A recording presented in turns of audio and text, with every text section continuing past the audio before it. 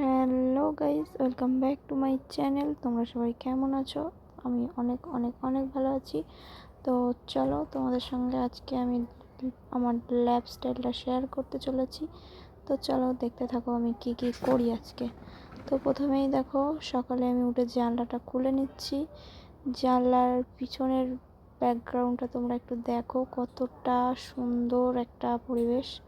তো দেখো, আমি জানলা খোলা কমপ্লিট। তো জানলার পিছনটা দেখো বেশ কতটা সুন্দর। আর আমাদের পিছনের তোমাদের একটা দেখাই। আমাদের এই জানলার পিছনটায় আমাদের দুটো পায়ের ছাপ বসে আছে। তো এই দুটো পায়ের ছাপ প্রত্যেকটা দিনই আমি লক্ষ্য করছি। যেহেতু এখন বৃষ্টি হচ্ছে, কাদা, তাই পায়ের ছাপটা পড়ছে। ওই যে তোমরা যদি ভালো করে দেখো, ভালো করে দেখতে পাবে দুটো পায়ের ছাপ আছে। তো পায়ের ছাপটা কার আমি কিছুই বুঝতে পারছি না। তো কেন বা এরকম পিছনে এসে দাঁড়ানোর কারণটাও কি তা বুঝতে পারছি না। তাই আজকে আমি আমার ক্যামেরাতে একটু ক্যাপচার করে নিলাম। তো দেখো আমাদের ভালো করে দেখো, একটু জুম করে দেখাচ্ছি। তো এই যে আমাদের দেখো জানলার পিছনে না, মানে জানলাটায় আর কি দেওয়া নেই, লোহা দেওয়া নেই। তো এই জন্য আমাদের একটু ভয়ই লাগে। তো যাই হোক, চলো বিছনটা একটু সুন্দর করে পরিষ্কার করে নেওয়া যাক। তো পরিষ্কার করা কমপ্লিট হয়ে গেছে। এবার এই যে বাক্সর উপরে যা জামা কাপড় আছে সেগুলো একটু পরিষ্কার করে নিলাম, ভালো করে ভাঁজ করে গুছিয়ে নিয়েছি। ওগুলো একটু কাচাকুচি করতে হবে, কুটুম বাড়ি থেকে এসেছি বাড়িতে। তো চলো, এবার আমার দেখো ছেলেটা রাতে খেলা করেছিল, সেসব সব এখন পড়ে আছে। সকালে আমি এগুলো গুছিয়ে নেব। সেটা প্রত্যেক দিনই, আমাকে যদি ভিডিওটা প্রত্যেক দিন ফলো করো দেখতে পাবে, প্রত্যেক দিন আমার ছেলে রাতে খেলা করবে, সেটা আমি সকালে গুছাই। তো গোছানো কমপ্লিট হয়ে গেছে। এবার আমি একটু ঝাঁট দিয়ে নিচ্ছি। তো ঝাঁটটার দেওয়া হয়ে গেছে। আমার সোনা বাবাটা ঘর থেকে, ওদের ঘর থেকে চলে এসছে, আমার শাশুড়ি মায়েদের ঘর থেকে চলে এসছে, এসে দাঁড়িয়ে আছে। আমি বলি একটু সরে যাও, আমি ঝাঁটটা দিয়ে নিই। তো দেখো সরে গেছে, আমি ঝাঁটটা দিচ্ছি। ঝাঁটটা দেওয়া হয়ে গেলে আমি আবার ওকে একটু খাওয়াবো। ওর যেহেতু সকালবেলা একটু কিছু খাওয়াতেই হয়, কারণ ও রাতে কিছু খেতে চায় না তেমন একটা। তাই আমি ওকে আবার একটু কিছু খাওয়াবো, একটু যাই হোক বিস্কুট জল। তোমরা তোমাদের বাচ্চাকে কি খাও একটু আমাকে সাজেস্ট করো। আমি আমার বাচ্চার জন্য একটা ভালো সকালে যে একটা ফর্মুলা দুধ বলো বা এমনি কোনো হরলিক্স টরলিক্স, এটাই আমি একটু মানে জানতে চাই। আমার ছেলেকে আমি নয় দুধ বিস্কুট খাওয়াই, এই দুধ বিস্কুট বলতে সে আমুল প্যাকেট যেটা হয় সেইটা খাওয়াই, আর না হলে ওই যে জল বিস্কুট টিস্কুট এসবই খাওয়াই। তো দেখো ঝাড়টার দেওয়া কমপ্লিট হয়ে গেছে। তো আমি এবার চলে এসেছি আমার ঘরে মুছবো বলে। তো চলো ঘরটা মুছে নিই। এবার ঘরটা মুছবো, তাই একটু ফ্যানটা তো চালিয়ে নিতে হবে, যেহেতু আমাদের এখন বর্ষার সময় চতুর্দিকে জল। শুধু আমাদের এখানে না, চতুর্দিকেই বর্ষা বৃষ্টি হচ্ছে। তো ওই জন্য আমাদের এখানে পিছনটা চতুর্দিকে জল জমে যাবে না, মানে ঘরের আনাচে কানাচে সব জল উঠছে ঘরের মেঝে থেকে। তো আমি একটু শুকনো করে হালকা হালকা করে জল মানে করে মুছে নিচ্ছি। তো মোছা দেখো কমপ্লিট হয়ে গেলে আমি আবার ফের গ্যাস ট্যাসগুলো সব সুন্দর করে মুছে নেব। নিয়ে বাসনপত্রটা কলতলায় যেতে হবে, গিয়ে কলতলায় বাসনপত্রগুলো মাজতে যাব। তো দেখো বৃষ্টির কারণ এত পরিমাণে বৃষ্টি হচ্ছে, আমি কিছুই করতে পারছি না, কোনো কাজকর্মই করতে পারছি না। তো এই যে বৃষ্টি টিষ্টি থামলে বাসনগুলো মাজতে যাব। তো আমাদের কলতলাটা তোমাদেরকে শেয়ার করতে আমি পারি না, কারণ যেহেতু আমাদের সাজারে কল, মানে আমাদের আমার শাশুড়ি 5টা জ্যাঠ শাশুড়ি খুড় শাশুড়িদের সবার একসাথে কল। তাই জন্য আমি শেয়ার করতে পারি না কলতলাটা, কারণ সবাই থাকে কলে। আমি সবাই হয়তো ভিডিওতে মানে আসতে হয়তো চাইবে না, আমি যদি ভুল করে তাদেরকে নিয়ে ফেলি হয়তো কোনো ঝামেলা হতে পারে। তাই জন্য আমি তাদেরকে মানে কলতলাটাই টোটালি দেখাতে চাই না। তো দেখো আমার সব কাজবাজ কমপ্লিট হয়ে গেছে। এবার আমি একটু ব্রাশটা করে নেব। ব্রাশটা করতে করতে তোমাদের সঙ্গে আমি আর একটা কথা শেয়ার করি। তো আমার যখন 15 বছর বয়সে আমি বিয়ে করেছিলাম। তো আমার 15 বছর বয়সে যখন আমি বিয়ে করি, আমার যে ঘরটা তোমরা দেখতে পাচ্ছ, সেই ঘরটার একটা ব্লগ দেওয়া আছে, তোমরা দেখবে। ঘরটা আমি অনেক কষ্ট করে এই ঘরটাকে বানিয়েছিলাম। তো বারান্দাটা আমি আর কিছু করতে পারিনি, বারান্দাটা ওইভাবেই আছে, যেটা ব্যবহার করব সেটাই শুধু থাকতে পারি যাতে, তার জন্য। তো চলো তোমাদেরকে আর একটা জিনিস দেখাই। আমি এই যে দেখো টিফিন কৌটোয় করে আমি এটা রাতে ভিজিয়ে রেখেছিলাম। এটা হচ্ছে মাথায় মাখবো বলে। এতে আছে কালো জিরা, চা পাতা আর মেথি। যেহেতু আমি কিছুদিন আগে পুরো ছোট্ট ছোট্ট করে চুলটা আমার কেটে ফেলেছি, তাই জন্য আমি চুলটাকে পুজোর মধ্যে একটু বড় করতে চাই। আমার খুব চুলটা উঠছিল, তাই জন্য আমি এইবারে দেখো এটা ছেঁকে নিয়ে আমি এটাকে বাটবো। জলটাও ইউজ করতে পারো বা বেটেও, যা সবার তো সময় হাতে থাকে না, তাই যাদের সময় না থাকার কারণে এই যে তুমি এটা করতে পারো, জলটা তুমি ছেঁকে নিয়ে মাথায় মাখতে পারো শ্যাম্পুর সঙ্গে, না হলে বেটে নিতে পারো। তো চলো আমি বাটতে যাব। এবার দেখো একটা ইঁদুর দেখো চালের মধ্যে ঢুকে গেছে। আমার শাশুড়ি মা আমাকে ডাকলো যে দেখবে আসো, চালের মধ্যে একটা ইঁদুর ঢুকেছে। তো ইঁদুরটাকে আমি বের করব।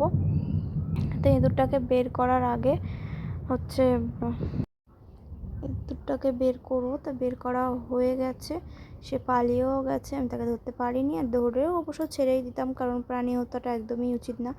তো চলো এবার আমি সেই উপকরণগুলো বেটে নেব।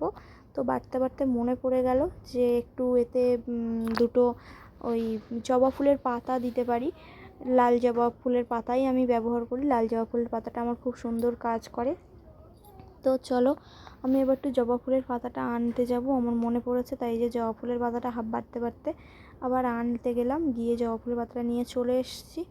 তো জবা ফুলের পাতাটা দেবো, এবার এতে সুন্দর করে বেটে নেব। আমার যেহেতু মিক্সি নেই, তোমরা যদি মিক্সি থাকে তাহলে আরও তোমাদের সুন্দর হবে, খুব দারুণ হবে পেস্টটা। আমি যেহেতু হাতে বেটেছি, খুব একটা ভালো বাটতে পারিনি, দেখো একটু গোটা গোটাই আছে।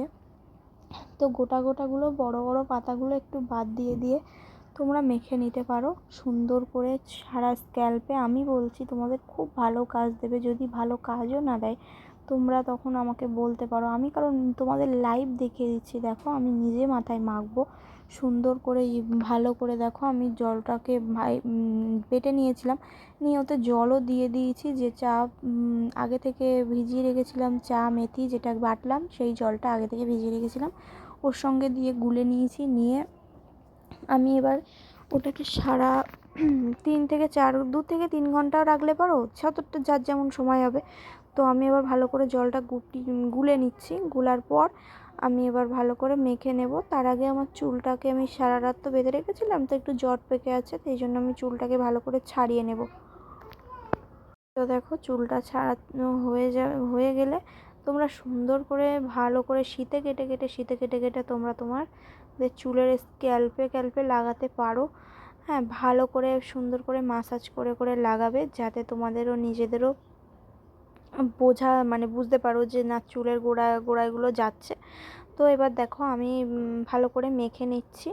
তোমরা নিজেরাও মাখতে পারো, যদি কেউ থাকে তাহলে আরও বেশি ভালো হয়। তোমরা তাদেরকে দিয়ে একটু মেখে নেবে, মাখিয়ে দিতে বলবে। তো আমার যেহেতু কেউ নেই, তাই আমি নিজেই ওটা ইউজ করছি, মেখে নিচ্ছি হাতে, নিজের হাত থেকেই মেখে নেবো। তো দেখো ভালো করে চুলটাকে ছাড়িয়ে নেওয়ার পরে ওই যে স্ক্যাল্পে ভালো করে মাসাজ করে করে লাগাচ্ছি। আমার ভালো করে মাসাজ করে লাগানো হয়ে গেলে তোমরা এবার ওটাকে 3 থেকে 4 ঘন্টা রাখতে পারো, বা 2 থেকে 3 ঘন্টা, বা 2 ঘন্টা 1 ঘন্টাও রাখতে পারো, যার যেমন সময় হবে সে সেরকম হিসেবে রাখবে। তো দেখো আমার মাথা পুরো কমপ্লিট হয়ে গেছে মাখা, মাথায় মেখে নিয়েছি।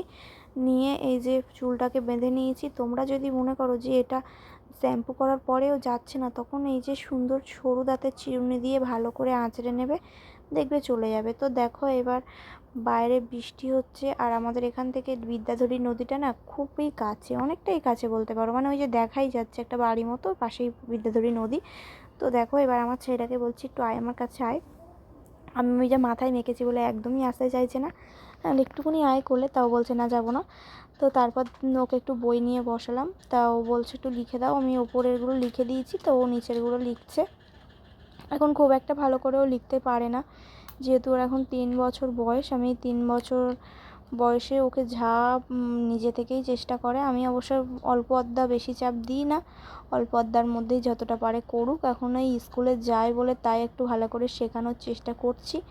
তো ও লিখে নিল। দেখো লেখা হয়ে গেলে তখন আবার বলছে মা তুমি আবার আমাকে লিখে দাও নিচেরগুলো, আমি আবার লিখবো। তা আমি ওকে লিখতে লিখতে ওকে জিজ্ঞাসা করছি একটু হেসে দাও তো। তাও কি সুন্দর করে দেখো লেখা হয়ে গেছে। এবার দেখো কি সুন্দর করে একটু হেসে দেবে। দেখো দেখো বললেই দেখো কি সুন্দর করে একটু বলবো যে একটু এই দেখো এই দেখো দেখেছো শুয়ে পড়েছে হেসে একেবারে। এবার বলছি একটু এবিসিডি বলো তো, তা আমাকে আবার এবিসিডি বলে বলে শোনাচ্ছে। দেখেছো এবিসিডি বলে বলে তোমরা অবশ্য, আমি অবশ্য আমার ব্যাকগ্রাউন্ডের ও ভয়েস ওভার দিচ্ছি। কারণ ভয়েস ওভার না দিলে না আমাদের আশেপাশে সব লোকজন চিল্লামিল্লি করে, তো মানে যেহেতু অ্যাডজাস্ট বাড়ি, তাই জন্য ভয়েস ওভার দিতে বাধ্য হলাম আমি। তো এবার দেখো ওকে আবার সেগুলো লিখে দিলাম, ও আবার লিখে নিচ্ছে।